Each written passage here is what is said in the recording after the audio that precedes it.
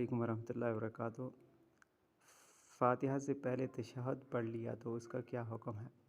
اگر کسی شخص نے پہلی رکعت میں سورہ فاتحہ سے پہلے تشہد پڑھ لیا تو سجدہ سہو واجب نہیں ہوگا، نماز ہو جائے گی۔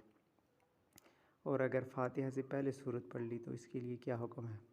اگر کسی نے سورہ فاتحہ سے پہلے دوسری سورت پڑھ لی اور اسی وقت اس کو خیال آیا کہ سورہ فاتحہ نہیں پڑھی تو اس صورت میں یاد آنے کے بعد سورہ فاتحہ پڑھے، پھر اس کے بعد سورت پڑھے اور آخر میں سجدہ سہو کرے، کیونکہ دوسری سورت کو فاتحہ کے بعد پڑھنا واجب ہے۔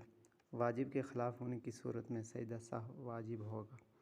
اور اگر کسی شخص نے سورہ فاتحہ کا اکثر حصہ پڑھ لیا تو اس کا کیا حکم ہے؟ اگر کسی نے نماز میں سورہ فاتحہ کا اکثر حصہ پڑھ لیا اور تھوڑا سا بھول گیا، نہ پڑھ سکا تو اس پر سجدہ سہو واجب نہیں ہوگا۔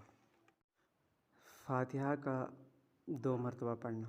فرض نماز کی پہلی 2 رکعت اور فرائض کے علاوہ باقی نمازوں کی کسی بھی رکعت میں سورہ فاتحہ کو ایک رکعت میں 2 مرتبہ پڑھنے سے سجدہ سہو لازم ہوگا، اور اگر سجدہ سہو کرنے سے نماز ہو جائے گی، دوبارہ پڑھنے کی ضرورت نہیں ہوگی۔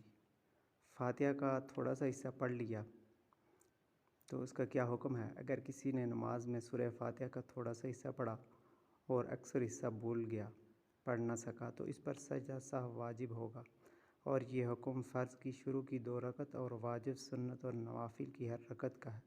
اور اگر فرض کی آخری 2 رکعتوں میں یا ایک رکعت میں ایسا ہوا تو سجدہ سہو واجب نہیں ہوگا۔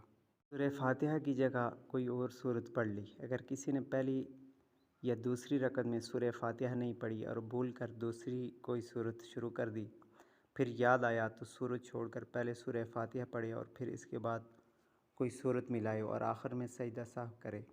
اسی طرح اگر کوئی سورت فاتحہ چھوڑ کر مکمل کوئی سورت پڑھ لی یا رکوع میں چلا گیا، رکوع سے بھی اٹھ گیا، تو ان سب صورتوں میں کھڑے ہو کر پہلے سورہ فاتحہ پڑھے، پھر سورت ملائے، پھر دوبارہ رکوع کرے اور آخر میں سجدہ سہو بھی کرے۔